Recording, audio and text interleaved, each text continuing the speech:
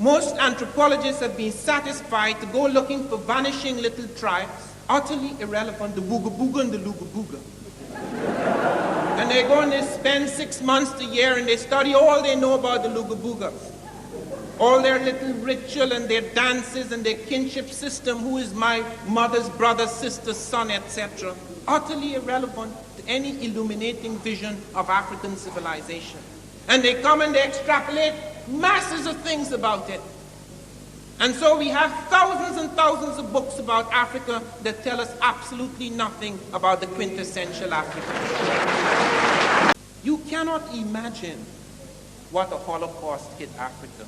You cannot imagine what it is to take about 100 million people, the youngest people, and rip them out of the heart and core of a continent, the disintegration of family networks, the tremendous things that fell on Africa, the disease in one area in Tanzania. There were 5 million head of cattle. Europeans came in, introduced rinderpest, not deliberately, but they introduced it nevertheless.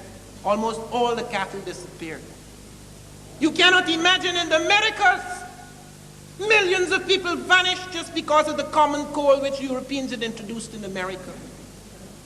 You're not aware of the massive destruction of civilization, so that people could mock us now and say, are you talking about all the great things that you did?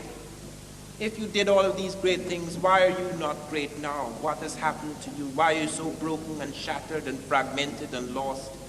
Why do you feel so inferior? We feel inferior and fragmented because we have lost a sense of the wholeness of our history.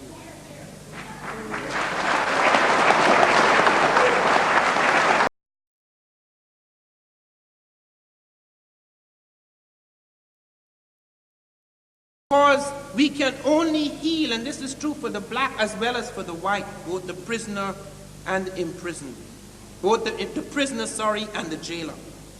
We are doing this because it is necessary to revise the history of man. The tremendous anguish which is deep in the heart of all of us, which arises out of these falsehoods, the falsehoods upon which this civilization are built, have got to go. Same thing would have been true. Okay. Then this is bone evidence. There is a rule by one of the old Egyptologists and paleontologists that said that the typical Kemetic type was short arm and negrito, if you look at all the skeletal remains. Then the fifth... we'll go to the next. I think we have. We can go to the next. This would be a slide of the from the tomb of Ramesses III, showing the two black figures in there. One is Kemetic and the other is Nubian, showing that there's no difference between the Kamite and the Nubian, but the other two are Asian and kind of European, and there is a pictured difference in that tomb between the Asians and Europeans, but not between the Egyptians and the Nubians. I think that's very important. The Kemetic people call themselves black people, and Cheikh Anta Diop again has gone through the proof of that through the analysis of certain Medu Neter hieroglyphic designations.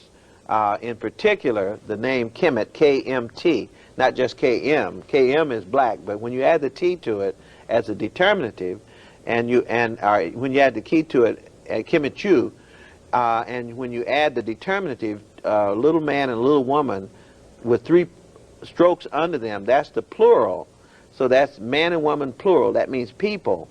And Kemetu means the black people, not the black land. And that argument has been made in Cairo, by the way, at the symposium sponsored by UNESCO, where everybody was invited to talk about the color of the ancient Egyptian, or the race of the ancient Egyptian.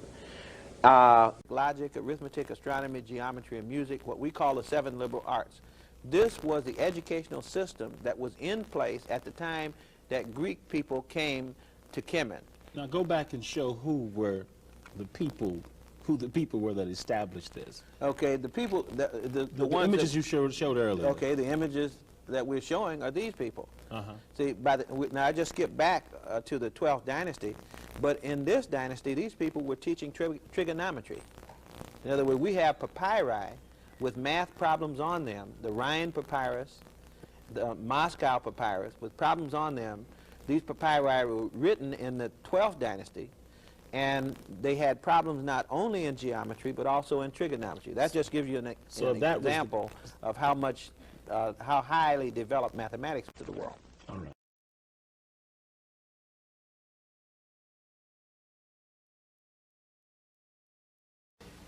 Get my glasses on and actually read this a little bit.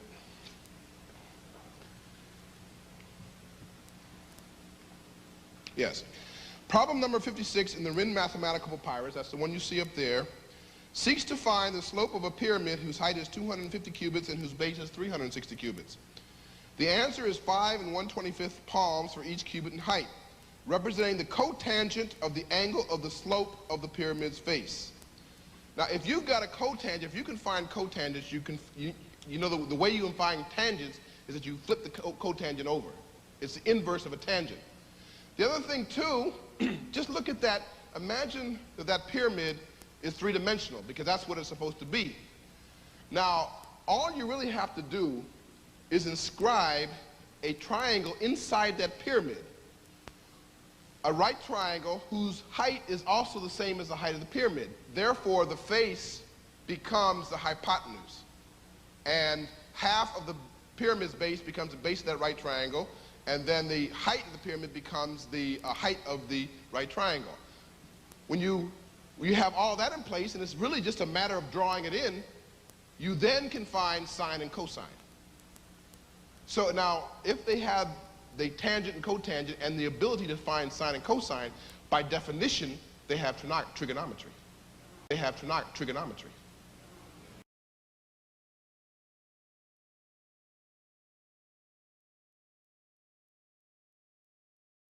Seven wonders of the world.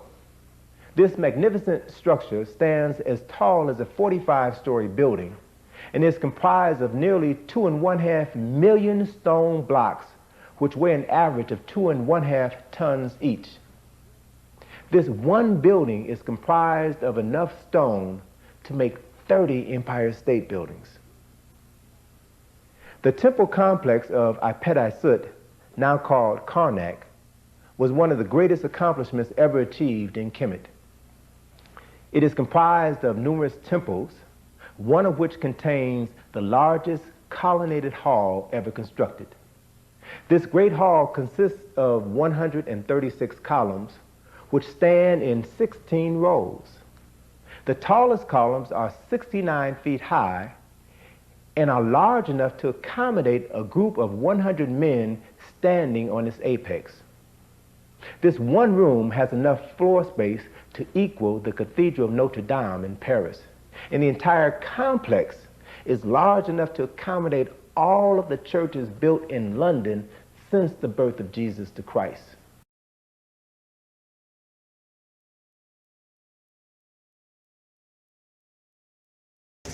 Look at this. Go ahead. Look at this.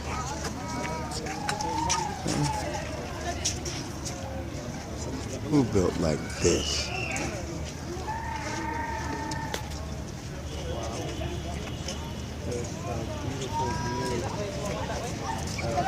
Is it awesome or what? Now, Both sides.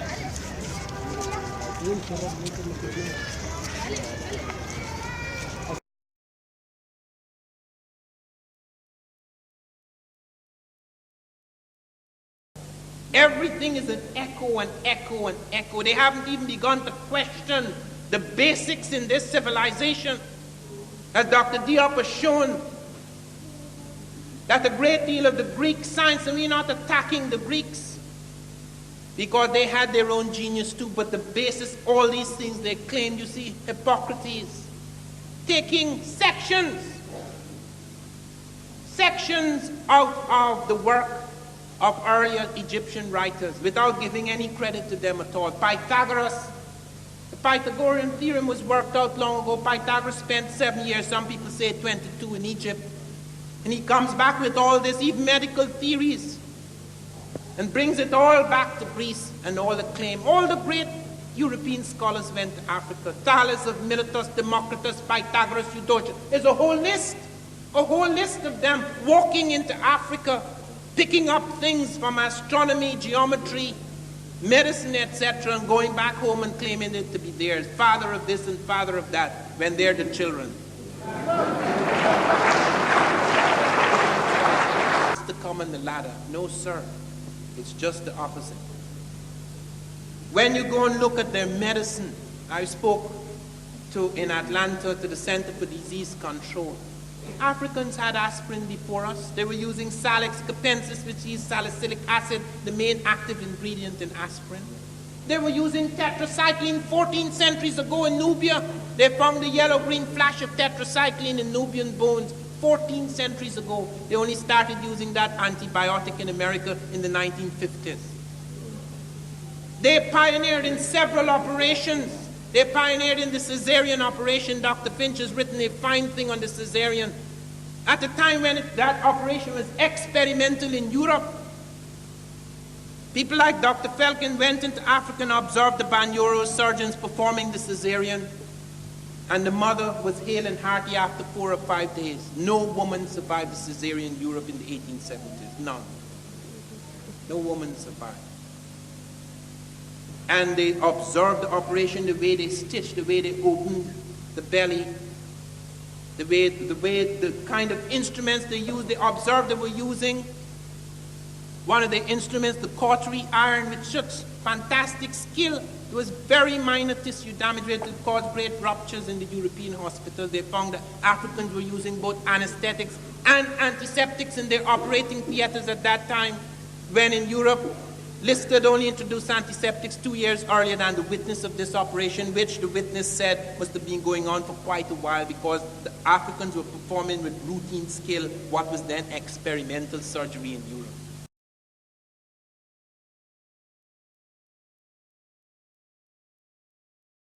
Point to the fact that the calendar we use today is derived from the Egyptian. They were the first people to invent the second of time, the second of art, the hour, the minute. Their astronomical observations over many years produced these ideas, these precise quantities and volumes and times and standards which were later to dominate the world. The Babylonians did not have any proper calendar. The Egyptians had the 365 and a quarter days. That calendar was invented in Ethiopia since 4241 BC. And before I leave Egypt, as I say, I don't want to dwell too much on that, but other parts of Africa. But before I leave that, let me mention the discovery, the significant discovery, which Sheikh Anta Diop pointed to today, of Ta-Seti. The discovery of a monarchy in the Nile Valley preceding the Egyptian, at least 2 centuries before the first Egyptian dynasty. And at Ta-Seti, they found not only architectural forms to which Dr. Diop pointed to this morning, they found the falcon god Horus, they found the crown, the unmistakable, the uniquely shaped crown of the Egyptians. They found the palace facades that were later used by the Egyptians, and above all, they found the hieroglyphs, so that the world's first major writing system is not even Egyptian, it is Ethiopian, it is Sudanic.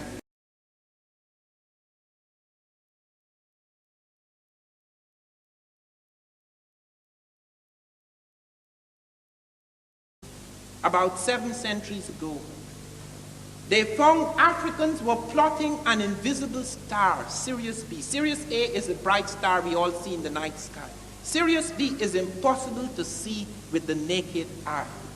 It is impossible to see it with the naked eye. It has a magnitude of about 8.5. And the Africans not only saw it, they plotted its orbit and trajectory right up to the end of the 20th century, up to the year 1990. And the diagram produced by our best astronomy today is identical with what they produced centuries ago. We only became aware of that star towards the end of the 19th century. And not only that, they intuited its mass. This is a white dwarf. It is an imploded star. It's not only impossible to see with the naked eye, it is the most sophisticated astronomy that has shown us that a star so imploded is much heavier than stars that appear 6 times brighter and larger. They came to that conclusion. They had plotted the spiral structure of the Milky Way. They had seen the Jupiter and Saturn, the rings and the moons thereof. They had worked all of that out. But particularly seriously, it caused such astonishment, such consternation in astronomical circles that Kenneth Brecher of the Massachusetts Institute of Technology in Cambridge, Massachusetts, he said, the Africans have no business knowing any of this. All destroyed. And yet the fragments exist, so significant that we have 10 major medical texts in African languages. The first medical texts in the world are in African language. The first mathematical papyri which you saw this morning, that's African. Those are the first. Even today, with all the destruction, we could still go back to the African documents and show them on a screen. The Ebers Papyrus, the Edwin Smith Papyrus, the Smith Papyrus, which is 1500 BC. They have chapters on helminthiasis, ophthalmology, gynecology, pregnancy diagnosis, circulation of the blood, the pulse, diagnostic percussion, all that, chapters, intestinal disease and all that 1,500 years before Christ. Africans.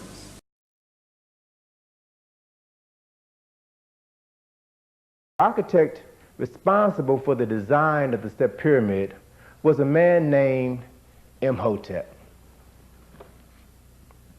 Imhotep was recorded in history as the world's first multi-genius.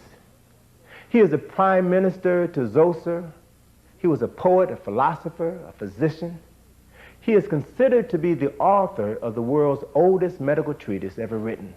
It is a document that is now called the Edwin Smith Medical Papyrus. This book describes 48 different injuries to the head, to the face, to the neck, and the spinal column. It is held in high regard by members of the International College of Surgeons in Chicago, and it is noted for its accuracy and high scientific standard.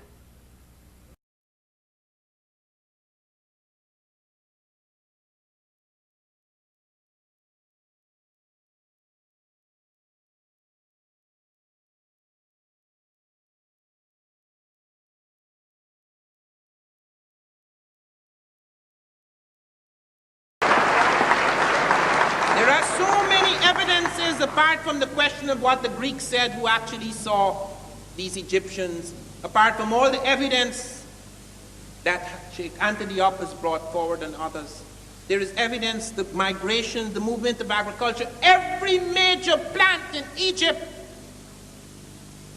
at least half a dozen are found coming from the south. There's not a single plant that comes down to the south.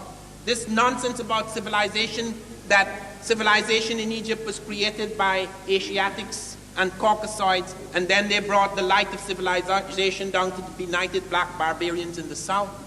Not a single shred of evidence. The script comes up, the agriculture comes up, all the symbols comes up, the conceptions of God and all the various forms that were to become deities in Egypt. It all comes from the south. The art, everything, you can see its origin in the south, in that Ethiopian and Sudanic world. And Ta-Seti is the culmination, it's the capping of the evidence. They found, for example, mathematical systems in Africa. The first use of numbers, the first scientific evidence of the use of numbers is found in the Congo Zaire. It's known as the Ishango bone. It's 8,000 years old.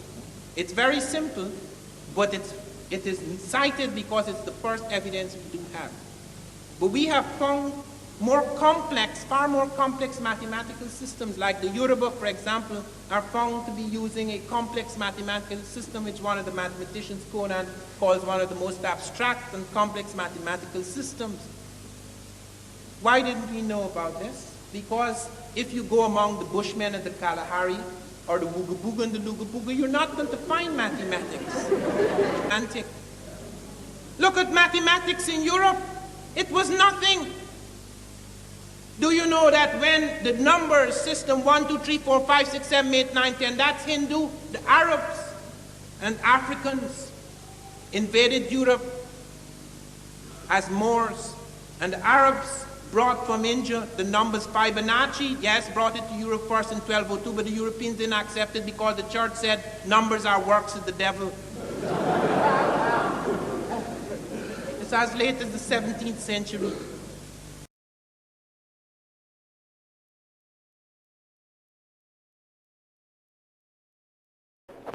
He said that, you know, he became more alert and more human being. He became more, you see, Malone became a more human being. Not just human being, you became a more yourself. You achieve your destiny when you go to Kemet school. You became a human being, more human. We are a human being already, but more human being. That means more wise. And when you go to Kemet school, when Plato himself compared what they do in Kemet school, I give Greek because it will be no debate. You see, it's our school in Greece, the way we are doing things is just for creatures like pigs. You see, like pigs. You see, and he said, myself, I'm ashamed. Myself as a Plato, I'm ashamed. We do things like that, is a shame. And also, not only for myself, for all Greek, the Greek world is a shame. What we can do, our education, when you compare with Kemet, is not even for human beings, it's just for pigs, for animals. Presence in America, an academician, Sanarov, from one of the Soviet side cities, wrote me to talk about the various work that the Russians had been doing in this connection. They were dealing with Pacific connections while I was dealing with the Atlantic connections, and a dialogue began, and they informed me that one of their scientists, Volosimo, had discovered perfectly ground spherical crystal lenses in ancient Egypt, indicating that the Africans had telescopes. Galileo suggested the ancients had telescopes. He wasn't believed. Galileo used the African water clock in his experiments. Many of us like to make noise today about colored people's time. There's no such thing. That is slave time. These are the things where we start to glorify incompetence, to glorify inefficiency.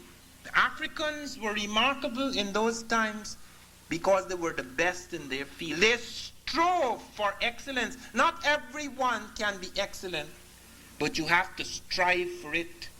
It has to be an ideal. You don't just take for granted because you've been beaten down in a society, in a culture, in a period of time, that you must aspire to the worst in that society because that is what is expected of you.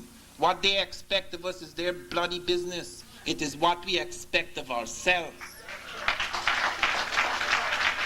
So make no mistake, you are dealing with extraordinary people.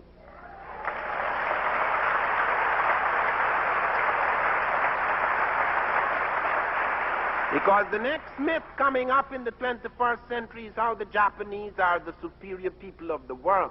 It's going to shift from the European to the Asiatic. So get it quite clear. In the very early stages of civilization, something very unusual happened. I was with my wife in Egypt last summer and we went to Aswan. And I looked at a block, an obelisk, a stone obelisk which had been cut many centuries ago. And I looked at the way it had been cut, the perfection of the cut. I looked at the stone. And I wondered why they had abandoned this obelisk. They abandoned it, they said, because it had a flaw. And I looked carefully. It is true, my eyes are not what they used to be. I could not see this flaw, so I used my hands, which are extremely sensitive. And it had to be pointed out to me where the flaw was, and it was very clear to me it would have taken centuries for that flaw to really make a difference. But our people didn't play around with things. It had to be perfect. When the Japanese were building the pyramid, When they tried to put the stones in alignment, they cracked and broke and were badly scratched. When they went to check the stones that the Egyptians had put into alignment, 1/1000th of an inch accurate, not a single stone was scratched or cracked.